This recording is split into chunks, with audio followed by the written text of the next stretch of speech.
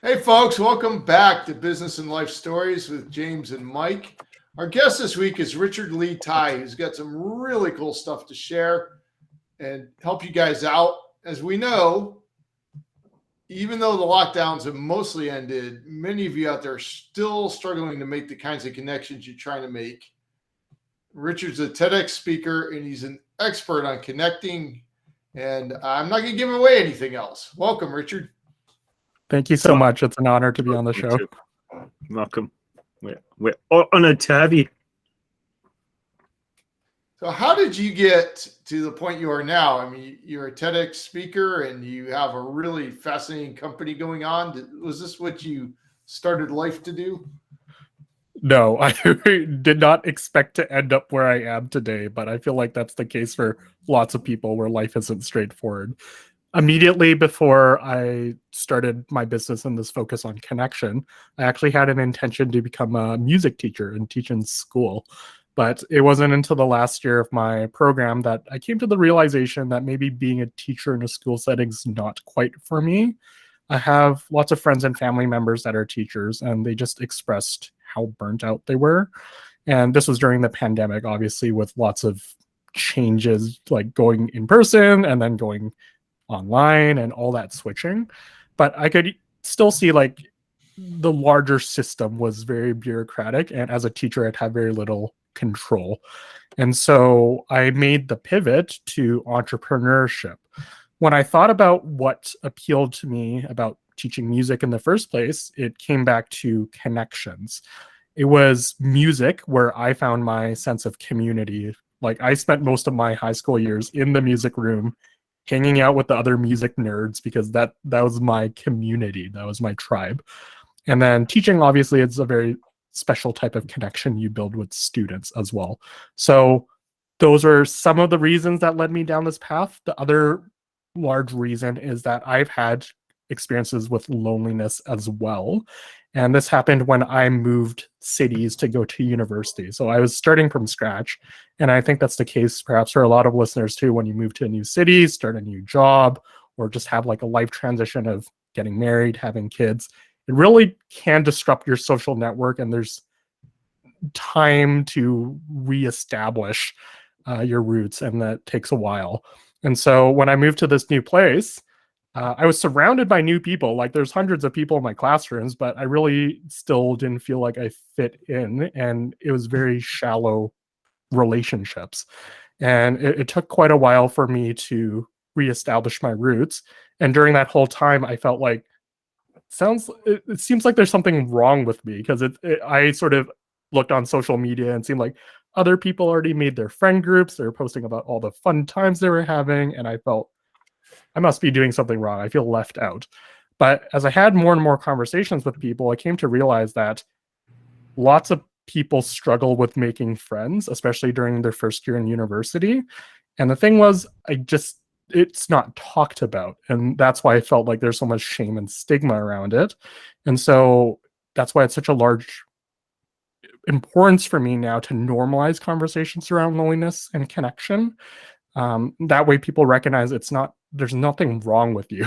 And as you sort of alluded to, like the past 2-3 years of this pandemic have left a lot of people feeling isolated and lonely as well. So that's sort of me in a nutshell of how I ended up doing what I'm doing now. So I know I've experienced that, not just in college, but multiple times throughout my life. What are some tools that help people when we start feeling lonely and isolated, and maybe we're going out places trying to meet people and we're not really making connections, or there seems to be a bunch of clumps of people sitting at tables, nobody wants to talk to us. How do we overcome that?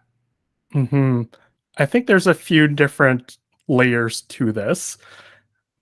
One of the barriers that I had faced was my own internal fears. Our mind is a very powerful thing that can either hold us back or empower us. And there are times where I feel like, okay, I'm afraid to approach this person because what if they reject me? What if they don't want to talk to me? What if I'm bothering them? And there's also times when I see, okay, there's someone that I perceive as, better than me. They have a higher authority. They have all these fancy credentials. I'm like, they don't want to talk to me. Like, they're inaccessible.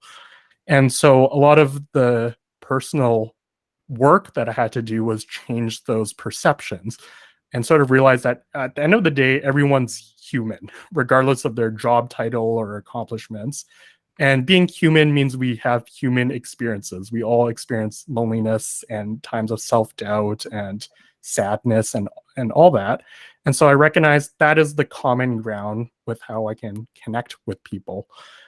And knowing that, okay, everyone's just human. I'm not better than other people. Other people aren't better than me.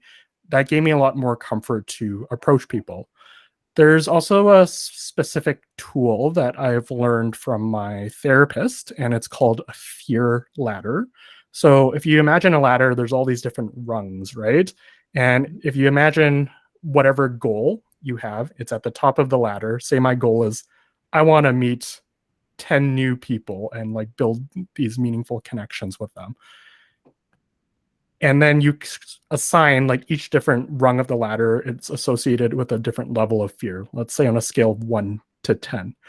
If I tell you or tell like listeners, like just approach a random stranger and start a conversation with them, and you've never done that before, that might be a 9 or 10 on your fear ladder. And it's just too large of a gap to realistically ask someone to do.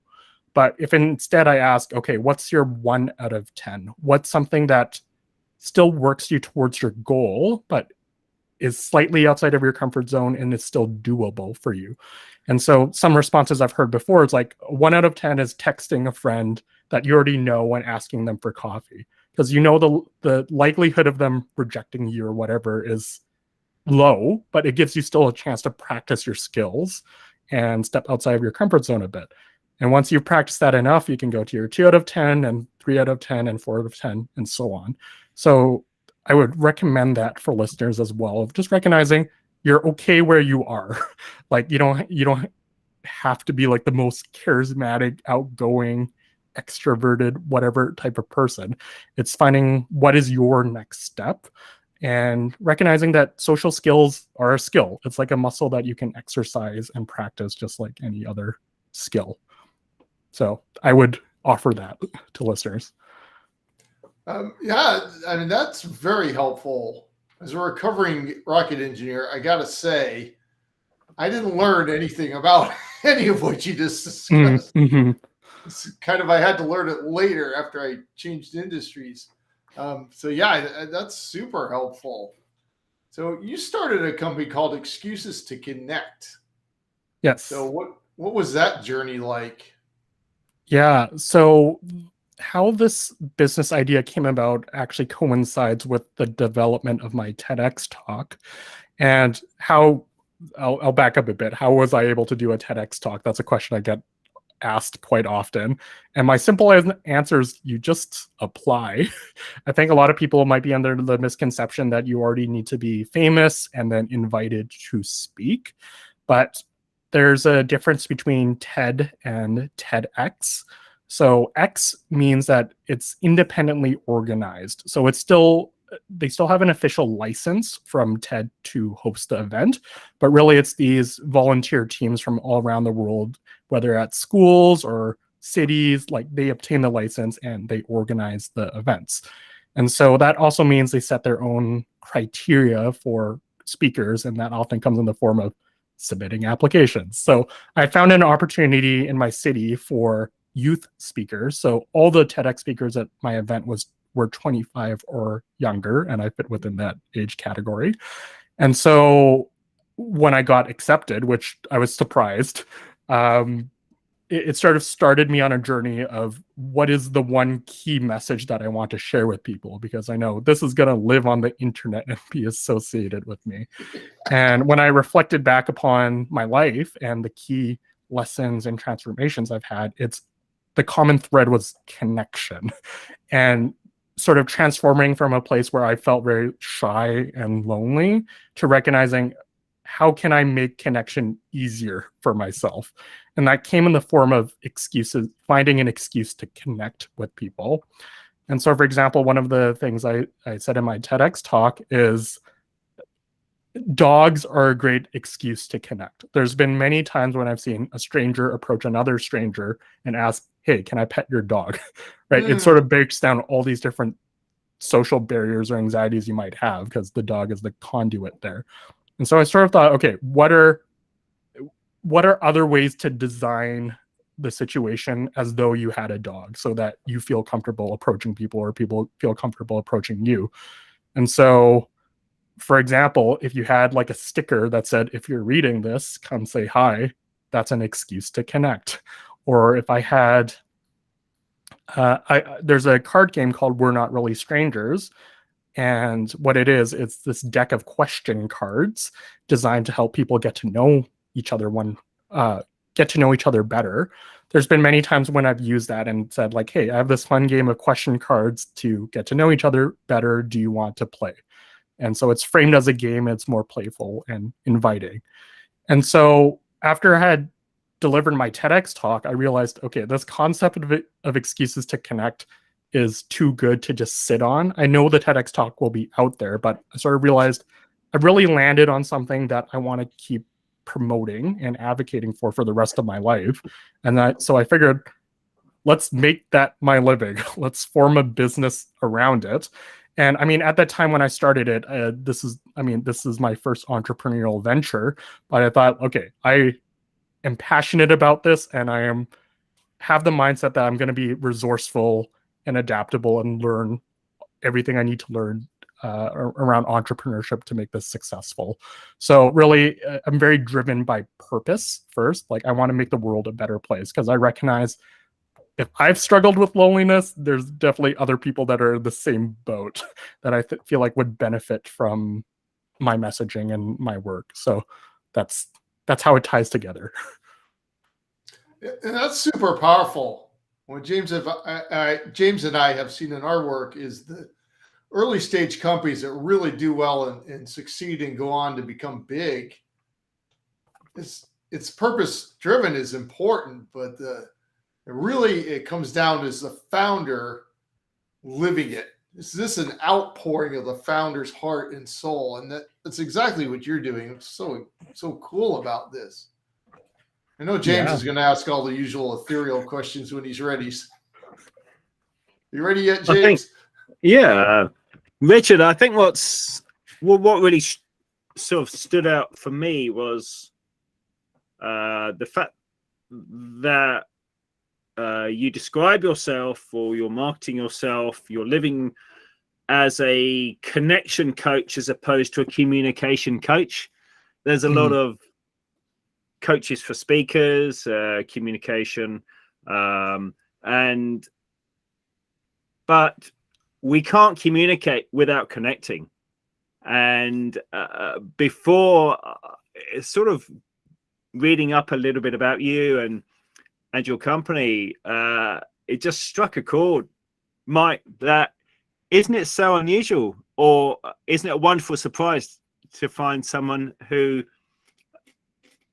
is stepping up to that initial connection, which for so many people is so hard. Like, you're absolutely right. Maybe a 5 out of 10 is starting a conversation, even with someone who you kind of know, or sort of an acquaintance, but maybe a 1 out of 10 would just be introduced by a mutual friend. That initial step's kind of been done for you, and then the communication's easy, right? Or easier. Whereas it's just that connection. And obviously, without connecting, we cannot communicate. That's just so powerful. Have you got any kind of wonderful kind of examples or client stories of people who are able to use your tools, able to use your coaching to connect, and then once connected, their business or their life or their communication kind of took off, but it was really that very first step which was sort of holding them back as people, right? Yeah, I think definitely communication and connection goes hand in hand for sure. I can think back to a client I had worked with who was a university student. So they weren't running their own business, but definitely they were having some of the similar challenges I was having when I was originally in university, of connecting with people. And they were really concerned with, what are other people thinking of me? And, I see that sometimes, people are shuffling their feet. Maybe they don't really want to be there listening to me, and all these, your internal dialogue. But after working with this individual and giving them some of my tools and suggestions, like the sphere ladder, they were able to see that other people were in the same boat, especially over the pandemic. And in a way, it's sort of like it's equalized everyone, where all of our social skills are sort of rusty because we haven't interacted that often now. And so by the time that they were able to go back to campus, like there's in-person classes again, they just initiated conversation because they're like, okay, other people are feeling this way too. It's not just me that's feeling some of this awkwardness or weirdness. And when they did start those conversations, they were really pleasant because they realized, oh, there's someone here to talk to me. And yeah, they were able to just realize that a lot of the fears that they were harboring before weren't actually reflecting reality. I've heard before recently of fear. Fear can be an acronym too. If you think of false evidence appearing real, so FEAR. And so I think that's a lot of what our fears in reality is, that we think things are certain ways, but really it's blown out of proportion when we actually practice and apply these things. But I also recognize that it comes from it's still easier said than done. Like I know that our fears are there to protect us. And so it's gradual steps to sort of step outside of your comfort zone and expand it. There are other contexts too, because I also run my own podcast where I interview other connectors, and often a lot of the people I interview have gone through their own transformation of, once I was really shy and couldn't really talk to people, and now they're at a place where they identify as like a super connector and they know all these different people.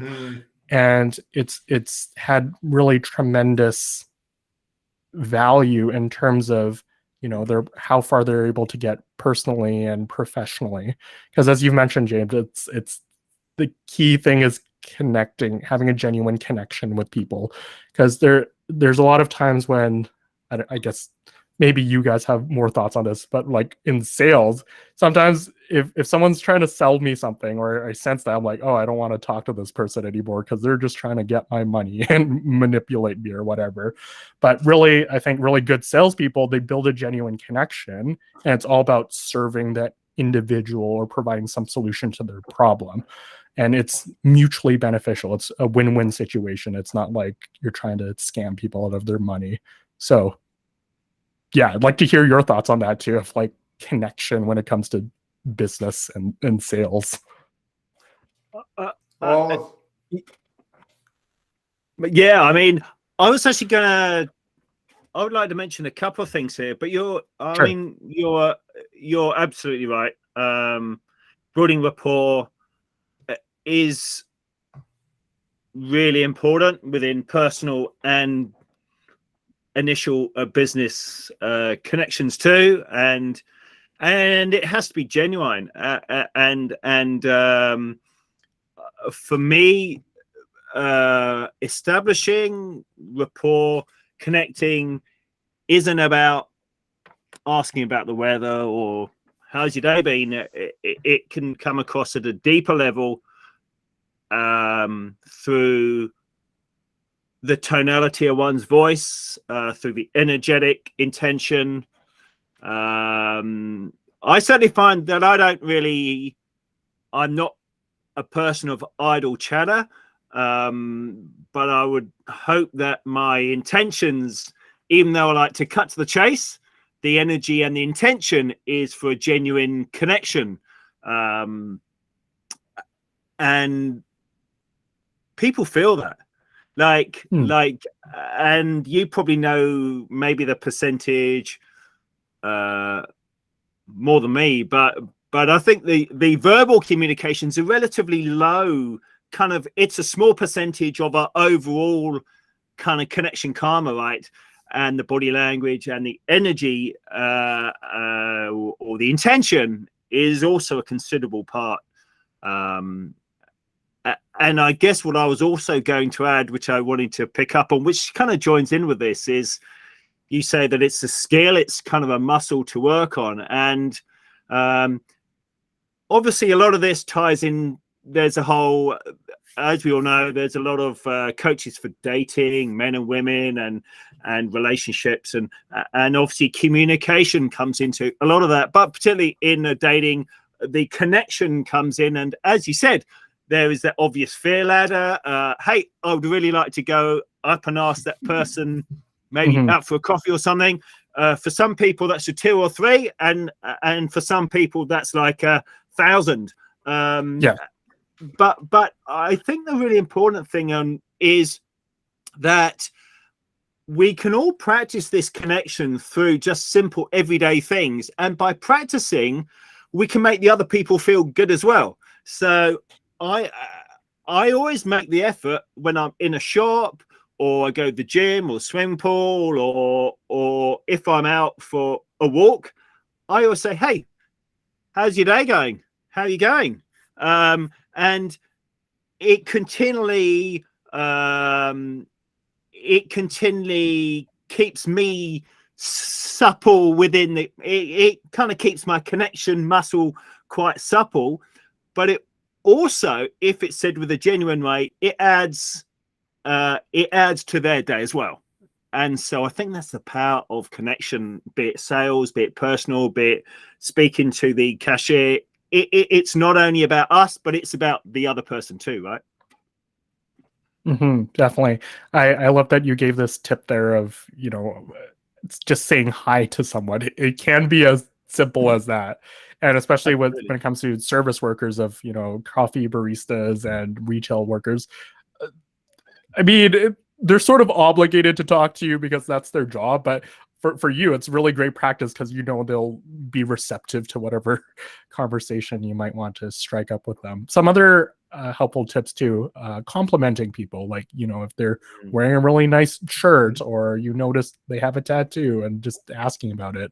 It's sort of utilizing your 5 senses and being in the present moment of like just being aware of your environment. Like there's certain things you notice. There's certain things that you hear or smell, like all of those can be your excuse to connect or the way to initiate that conversation. And it might start off as small talks. It's like, oh, it feels really hot today, right? But then you can gradually delve into a deeper conversation from there once you've initiated the conversation. I think I found being English originally, I'm still English. I'm an English expat. I was brought up on kind of the 70s and 80s English comedy, English comedians, which combine sort of the ridiculous with a degree of self-depreciation or self-humor. And that, again, comedy is a great way, isn't it? To if you feel confident and you can manage it, it can be a bit of a wild horse, I think, kind of comedy, but I personally love to always include a bit of humor. Do you incorporate that within your work, or do you feel, what is your thoughts about kind of humor and sort of connection even within a business environment? For me, it keeps things a bit lighter, a bit fluffier, a bit kind of less intense. But what are your thoughts? Yeah. I don't know if I'm that naturally funny, because I feel like it takes some effort for me to come up with jokes and that sort of things, but sometimes I get a flash of genius of like, this is a great pun and I'm just going to share it. But I think part of what you're getting at too, that I wanted to comment on, is that your upbringing does make a very large influence in the way you connect with one another too, because there's certain norms that we just internalize growing up. Because if you grew up around parents or grandparents who are very social and do initiate conversations regularly at the grocery or whatever, then they're role modeling that behavior for you, and you see like, oh, this is normal and I can do it too. And so for you growing up, English and seeing these comedians, it's a part of your personality. It's that you now bring into your interactions with people. Because it's interesting. I've interviewed people from all over the world now through my podcasting, and one question I'm always fascinated by is like, how does your culture affect the way you connect? And so I had interviewed, for example, 2 people from Norway, and they explained to me in like the Nordic countries, it's sort of the norm there is for people to keep to themselves. It's sort of, there's a value of the collective over the individual. You're not really supposed to stand out and be loud and all of that. And so that's the norm there. And then in other places, people I've interviewed, I interviewed someone from Tunisia, which is in Northern Africa. And she explained to me, it's like, the norm there is like, you're super hospitable to people. You invite them over for dinner, even like strangers. And so you just see that stark contrast there. And so, yeah, so wherever people grow up, I think that also has a large influence in how you communicate with one another. So for me personally, I don't know, I did grow up in a very humorous background, but definitely based on the way my parents behave and like, my which town I grew up in, that definitely does influence how I communicate. Yeah, I found that as well. For me growing up Texan, we're loud, we're friendly, and as I traveled around the world, it's like not everybody's like that. And I never knew it was called a fear ladder, but I've experienced it many times. Like, how come nobody here's talking? Are these people getting ready? Are these cannibals getting ready to skewer me? Or nobody's talking to me here. What's going on? You get this weird thing going in your head, right? I mean, for me, it's sort of fascinating because you mentioned, obviously, not obviously, but you mentioned in the beginning of the conversation about humans being social animals, kind of, and through my first mentor, Evan Pagan, he talked a lot about sort of where we came from, where our origins were, and obviously back in the day, we kind of lived in caves, lived in communities. Lived in trees, and the ability to communicate was and make connections, particularly with other tribes, or was a life or death thing. And like so many of our fears, fear itself, as you mentioned, was grounded as a kind of like a protection. It was like, if we didn't kind of stay together as a tribe, or back in the day, we certainly weren't adventurous seekers of jumping off cliffs. It was more sort of keeping within our territory. But it's even though the mediums of communication have obviously changed, we ourselves, most of us, are still we've sort of forgotten the importance, haven't we, or like how to communicate, like how what do you feel the apart from the fear ladder, what do you feel is maybe the biggest obstacle, maybe with business owners or just people in general, to brush off the pandemic rust? Any tips or the biggest obstacles where we can sort of start limbering up our sort of connection muscles again and go back into more of a social animal, which is where we originally were? Yeah, I have a few thoughts on this. Well, first of all, I'm glad you brought up some of our, biological ancestry, because it's still wired into us. And the way I sort of see loneliness is it's our body telling us that we should go connect. It's similar to when you're hungry, it's telling us, our body telling us we should go eat. And if we're thirsty, it's our body telling us go drink water.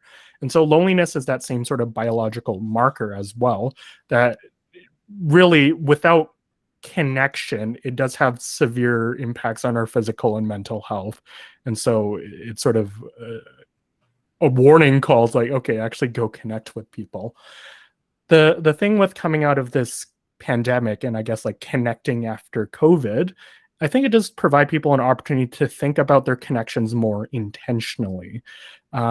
Certainly that's something that occurred for me over the pandemic, where I did end up losing touch with some people simply because, you know, we're not in the same physical space anymore, or we've moved on to different stages and priorities in our life. And at the same time, I've had the wonderful opportunity to meet lots of new people as well from all around the world that I would have not thought I would have connected to before. And so coming out of this pandemic, I think it's asking yourself the question, who are your people? Who are the type of people you want to invest more time into? Because you have that choice of either, you know, spending time with people that it might be like one-sided relationships, you're giving, but you're not really getting much out of it. And sort of shifting that to, okay, who are the people that do inspire you to dream bigger, push you to be your better self, or particular industry that you're interested, that you want to network more with. Because once you have that clarity of who you want to intentionally connect with, it helps to align your energy and actions. I think networking is a great tool and vehicle if used intentionally.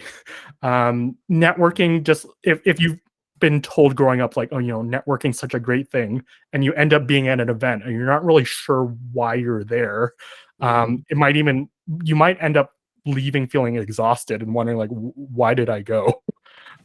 So I think having some of that intentional energy helps you to find, okay, I want to learn more about public speaking. I'm going to join a Toastmasters club. I want to connect with other sales people, so I'm going to join a mastermind. So I think naturally, when you're aligned with who you want to be around, that enriches your life. And I think that would be the first step I would encourage people after this pandemic, of who are the type of people you want to connect with, and then figuring out the how, which there's lots of different how steps you could take. I think that's a really strong comment. I experienced that. I know James experienced it. We started going to a lot of meetups, and some of them we walked out of feeling pretty good, and others we felt completely drained. And it was exactly that. We weren't connecting with the people that were there. And that it has a definite physical response that comes out of that. Mm-hmm. I think the phrase, sorry. No, go ahead. I was just going to say, kind of connecting yours and Mike's comment there, the word intentional. I think maybe for many people, the fact that we had like a forced kind of break, it was kind of like we had to maybe stop working, stop communicating, stop going out, etc., etc. I think for many people, it gave them and us the opportunity to actually think, well, where is my best time? Like where do I want to go? Like when all this is said and done, time's pretty important. Things change. Family time, really important. So what can I intentionally do, or who can I intentionally connect with? Not in a selfish way to leverage, but just about the most intentional, the most, I guess, where we can all grow as human beings, right? Mm-hmm. Yeah, I think you brought up this great point where people are limited with their time and energy. We might have less of it than we think, and so it's worth being selective where we want to spend it.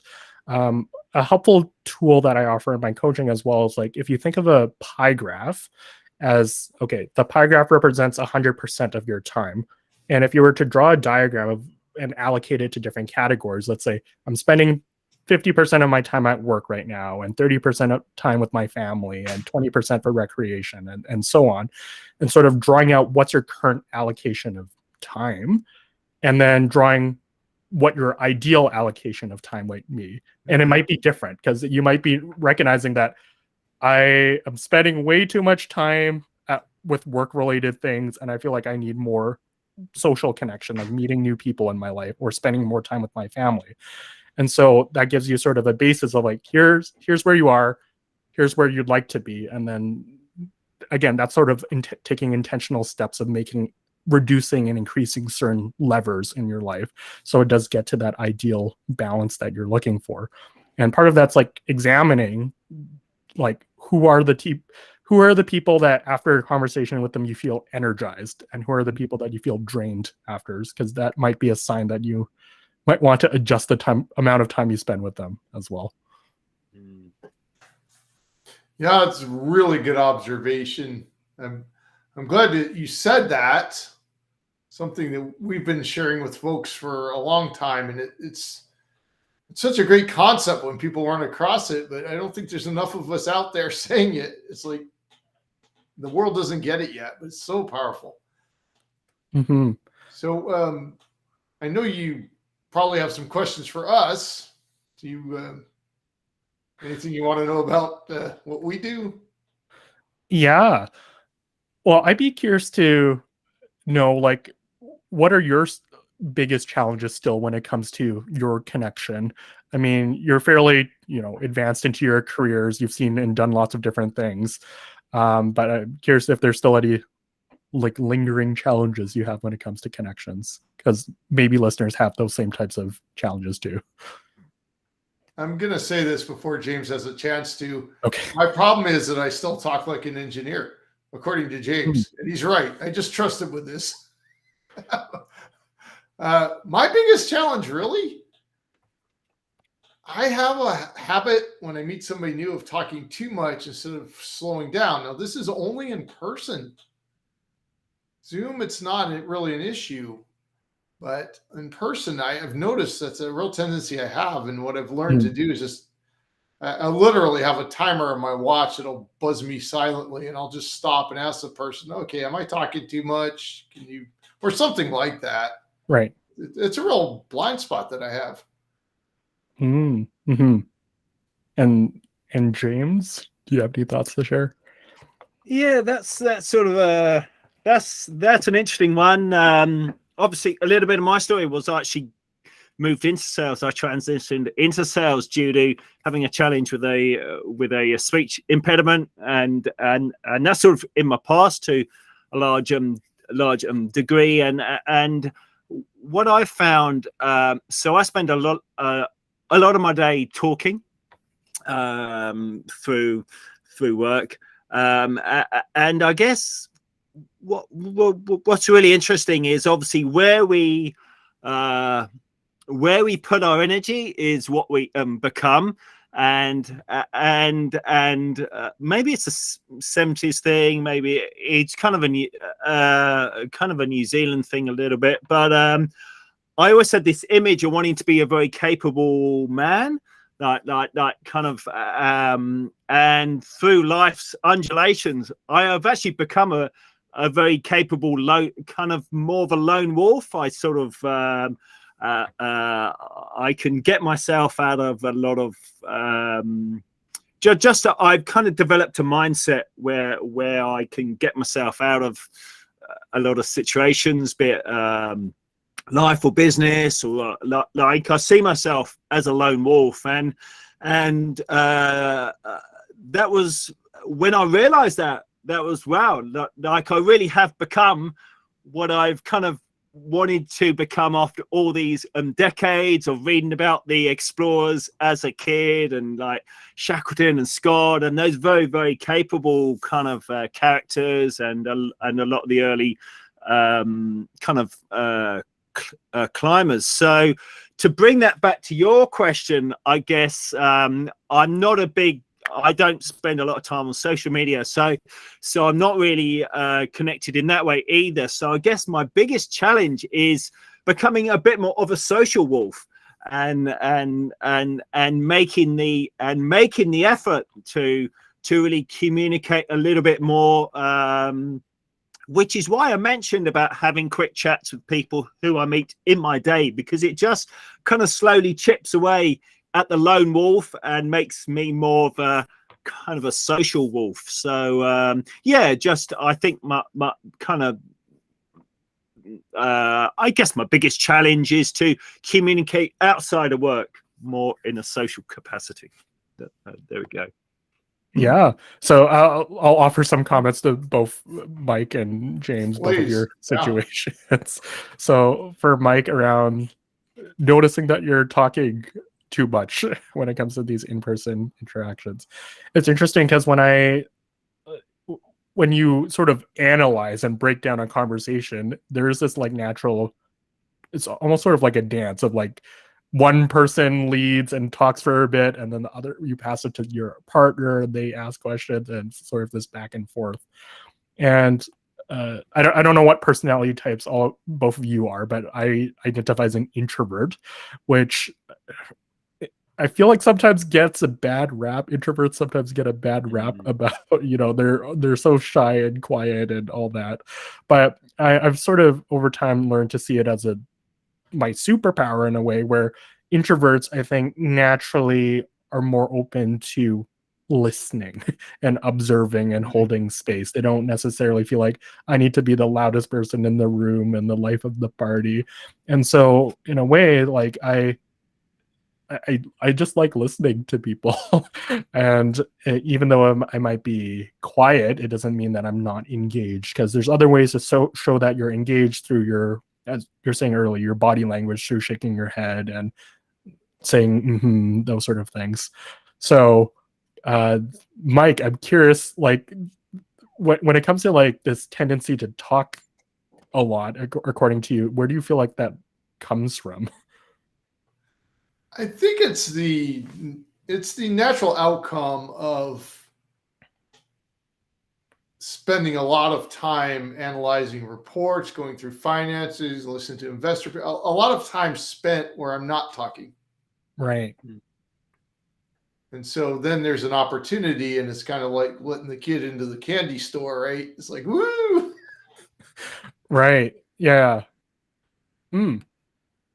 That's it. Because I mean, I'm not an engineer, so I don't come from this background. So I am hearing that you're saying like you spend a lot of time analyzing reports. So then when you do have these opportunities to connect, it's sort of like opening the floodgates.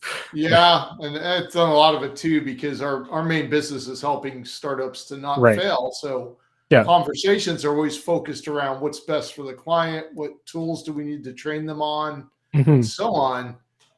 There's not much in the way of work context where I'm just having a normal conversation with somebody. It's always a very focused, purposeful. This is why James has worked so hard to bring me into more human ways of speaking. Yeah. I think I'll bring up, so I'm a coach, and one thing I learned through my coach training is like the difference between a coach and a consultant, let's say, because a consultant is sort of there to analyze and give solutions to this person's problem, whereas a coach is much more in the position of partnering with someone and helping them to come to their own realizations and answers to their problems. And one thing as a coach, like one of the most powerful tools as a coach is asking questions. Yep. And it helps. And I think asking really great questions is how you deepen conversations too. It's how you move from small talk to deeper conversations. And so I guess my recommendation or take on this is maybe letting your curiosity guide you, and asking more questions than speaking, perhaps, and that will still lead to a deeper conversation that might be fulfilling. Or it might be the case also that you widen your social network, where you do have more opportunities to talk to lots of different people, and so you're not sort of overwhelming one person, of dumping all your thoughts that you've accumulated throughout the day, and you don't have anyone else to share with. Which sort of ties into James's point too, of going from a lone wolf to a social wolf. I think there's a balance of being self-sufficient and needy. And I think sometimes neediness is taken in a very, negative context of, you don't want to be a needy person. But in reality, we need other people to survive, like just even on a functional basis. If you think about how did you get your meal on the table today? It took it passed through many hands of farmers and transporters and getting to the grocery store and butchers and so on. And so from a logical standpoint, you can't really survive without people anyway. And so it's sort of a balance of recognizing that obviously you don't want to be fully dependent on other people for your own happiness and validation and so on. But also you don't want to be completely alone and think you can just do everything yourself either, because you've sort of intentionally isolated yourself. And so I think there's some balance there of seeing, and this is different for everyone, because some people like extroverts might want to be spending a lot of their hours of the day socializing. And for someone like me, if I spent 10 hours socializing, I would be exhausted. So it's sort of recognizing that everyone has their own ideal level of interaction that they want.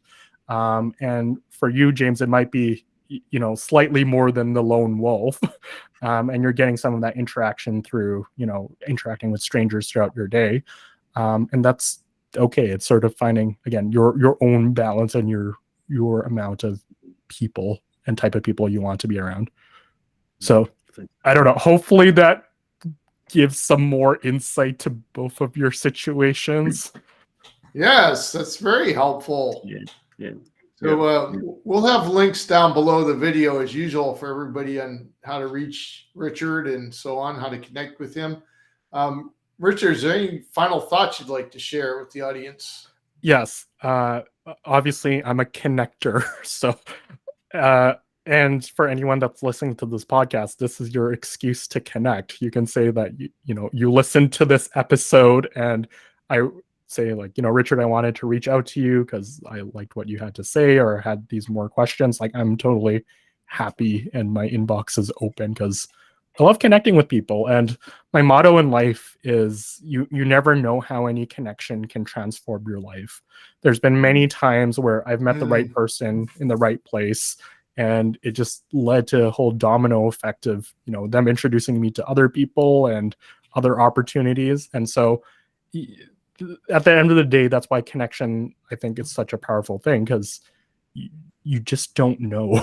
When you're meeting someone, you're planting the seed of connection, and it can sprout into whatever opportunities. And so that's my encouragement for people that, it's find the excuse to connect with strangers or people you haven't talked with that often, and you don't know where it could take you. That's a great thought. And I want everybody listening to this connect to Richard. We tell you that with all our guests because we bring people on because they're people you should know. So there you go. All right. Thanks for being here, Richard. Really appreciate it. Thank you, Richard. That was yes, fantastic. Thank you.